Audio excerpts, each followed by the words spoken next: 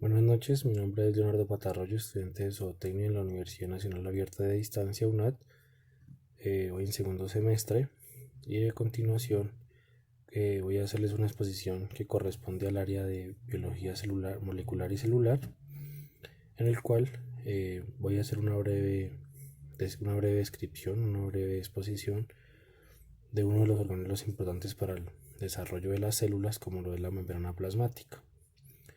Eh, para iniciar la exposición voy a mostrarles algunas de las partes que comprende la membrana, como lo son la proteína globular, la glicoproteína, el colesterol, el glicolipideo, la proteína integral, la proteína periférica, la proteína de canal y la proteína alfa.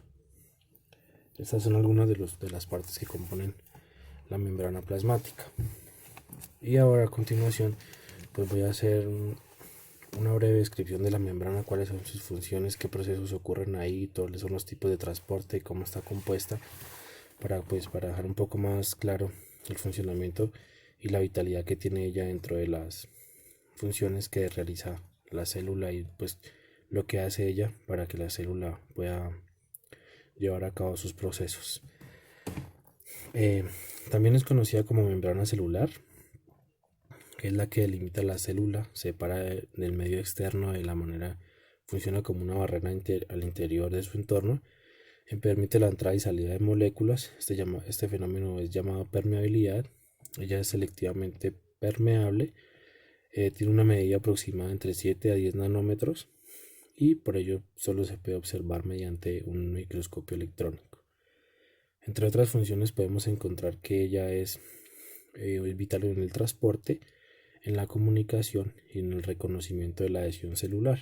Una característica importante que tiene la membrana plasmática, membrana celular, es su fluidez, es una de las características que la relevante de la membrana. Pero pues esta fluidez depende de algunos factores como son la temperatura y la naturaleza de los lípidos, y pues los lípidos insaturados favorecen la fluidez. Lo contrario sucede con el colesterol, que endurece la membrana y reduce la fluidez y la permeabilidad de la misma. La membrana está compuesta en un 40% de lípidos, en un 50% de proteínas y en un 10% de glúcidos. ¿Qué pasa con ellos? Los lípidos que contiene la membrana son fosfolípidos, glucolípidos y el colesterol, que actúan como una membrana permeable. Las proteínas pueden ser integrales o periféricas, están relacionadas básicamente con el transporte y la comunicación entre la membrana y la célula. Los glúcidos normalmente están junto a los lípidos y las proteínas, lo que hace que formen glucolípidos y glucoproteínas, que ellos lo que hacen es construir una cubierta celular, también llamada glucálix, que las funciones que realiza la célula depende del glúcido que está en su cubierta. Este modelo que les estoy explicando en este video es básicamente una propuesta que en el año 1972 hicieron Singer y Nicholson, que es un modelo llamado mosaico fluido. ¿En qué se basa este modelo? Nos hacen ver la membrana como una bicapa lípida. Los lípidos son fosfolípidos y sus principales funciones comprenden la calidad del fluido y el reconocimiento intracelular. Las proteínas de la membrana varían de célula a célula. Las que están en el exterior y en el interior son periféricas. Las que penetran la bicapa son las proteínas integrales. La bicapa lípida determina la estructura de la membrana. Las proteínas tienen como función ser receptoras, capturan sustancias que muestran respuestas intracelulares, mientras que las enzimas aceleran las reacciones químicas que se dan dentro de la célula. El movimiento de sustancias a través de la membrana plasmática. Entonces, para la supervivencia de las células necesitan de bastante nutrientes, y de la misma manera necesitan desechar lo que ya no se necesita antes de que empiecen a causar daños dentro de la célula y hagan que muera. Entonces, para este transporte hay tres tipos. El primero es el pasivo, que no requiere energía. Las sustancias pasan de un medio de mayor concentración a una menor concentración, y esto en la biología molecular y celular se conoce como gradiente de concentración. Es una medida de concentración que, dependiendo de la región de la célula donde se encuentren, algunos métodos de transporte puede ser pues la difusión simple, que es básicamente el paso de moléculas de carga pequeña, como el oxígeno, el dióxido de carbono, a través de la membrana. O también podemos encontrar en ese mismo modelo de movimiento de transporte pasivo la ósmosis.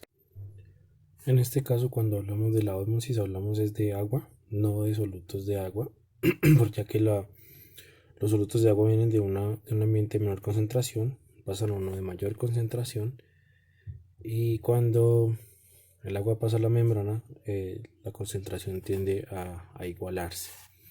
También podemos hablar de la difusión facilitada, que nos habla de que las moléculas no pasan la membrana libremente. A pesar de que del gradiente de favor las transporta, las proteínas pueden ser de dos tipos. De canal, es la primera forma de la proteína, que forman poros permeables que pueden pasar iones de sodio, cloruro y potasio. Y la otra son las proteínas portadoras, que tienen sitios para las moléculas específicas, cambian su forma, la molécula pasa de la parte central a otro lado de la membrana. Pueden usar aminoácidos monosacáridos como la glucosa. El otro tipo de transporte que podemos observar en este modelo y en la membrana plasmática es el transporte activo, que a diferencia del pasivo no requiere energía. Él es el que produce en contra del gradiente de concentración, requiere consumo de energía proporcionada por las moléculas de ATP. El transporte ocurre con un tipo de proteínas que poseen sitios activos. Uno lo usa la molécula que se transporta y el otro se une al ATP que hay en la membrana. Allí se den energía, haciendo que cambie de forma, mueve la molécula a otro lado de la membrana. Una vez liberada la molécula, la proteína de transporte recupera su forma original y se repite el proceso. Otro tipo de transporte de la membrana plasmática son los tipos de transporte que están mediados por vesículas, diferentes a los anteriores que ya habíamos hablado. El primero es el transporte uniport, que mueve la molécula que ingresa a la membrana en una sola dirección. El segundo es el transporte symport, que es aquel en el que son transportados dos solutos en la misma dirección al mismo tiempo. Y el otro es el transporte aniport, que ocurre cuando dos solutos son transportados en direcciones contrarias y al mismo tiempo, como el caso de la bomba de sodio y potasio. En esta membrana ocurren más procesos que ya se los voy a explicar a continuación, que permiten a la célula el transporte de nutrientes, y los son llamados endocitosis, pinocitosis, fagocitosis y exocitosis. ¿En qué consisten cada uno de ellos? Entonces vamos a empezar hablando de la endocitosis, que es cuando la célula capta partículas del medio externo por la invaginación de la membrana. Hay un estrangulamiento de la membrana que da origen a una vesícula donde queda todo el material que fue ingerido por la membrana. La pinocitosis es el proceso mediante el cual las células u organismos unicelulares obtienen líquidos orgánicos del medio exterior. Lo hace por invaginación. Forma una vesícula y el líquido externo se incorpora a la célula. Ahora la fagocitosis, que es el proceso en el cual la célula ingiere los desechos, bacterias o restos celulares. Esto pasa en las células llamadas fagocitos. Se produce una nueva estructura que se llama un fagosoma. Funciona con los lisosomas y contienen enzimas hidrolíticas. Ellos destruyen el material del fagosoma. Por medio de los pseudópodos o prolongaciones de la membrana, las partículas van al citoplasma en forma de vacuola.